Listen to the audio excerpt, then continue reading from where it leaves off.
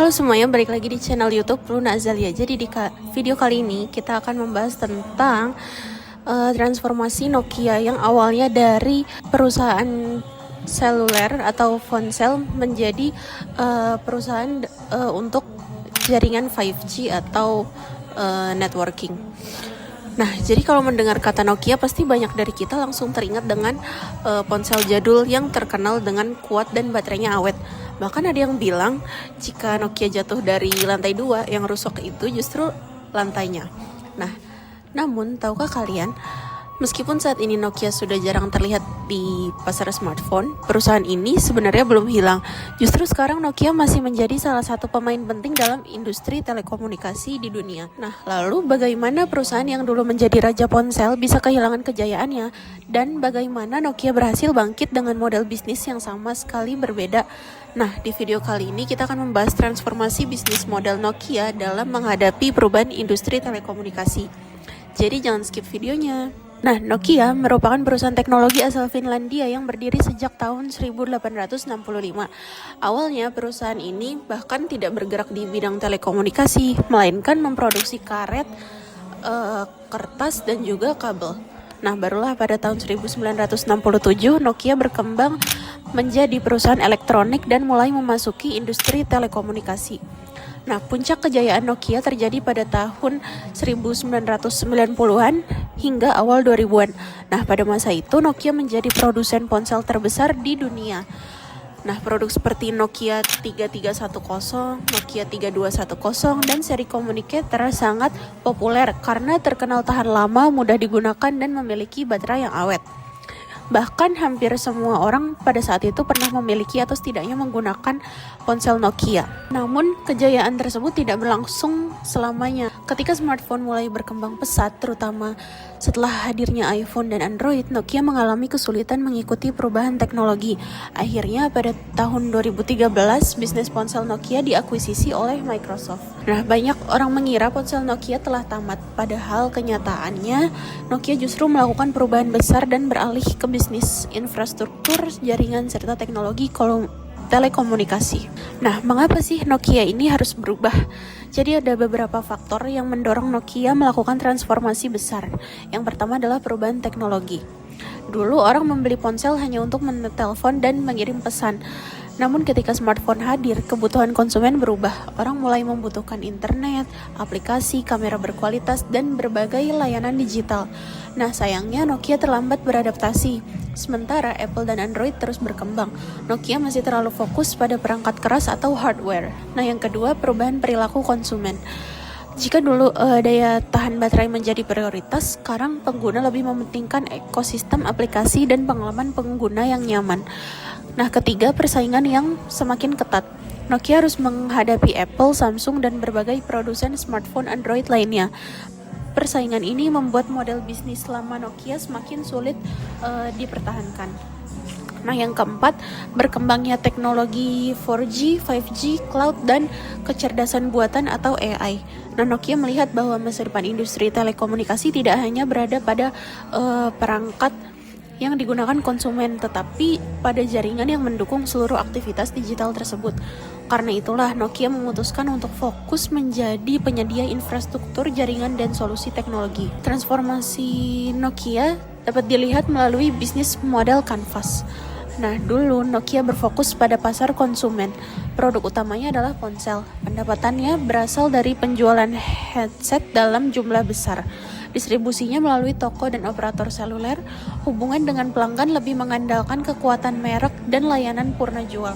Dengan kata lain, model bisnis lama Nokia adalah model B2C atau business to consumer. Nah, sekarang model bisnis Nokia berubah. Produk yang ditawarkan bukan lagi ponsel, melainkan solusi jaringan, infrastruktur telekomunikasi, layanan software, cloud, hingga teknologi yang mendukung kecerdasan buatan. Pelanggannya pun berubah, bukan lagi konsumen biasa tetapi operator telekomunikasi, perusahaan besar, pemerintah, dan penyedia layanan digital.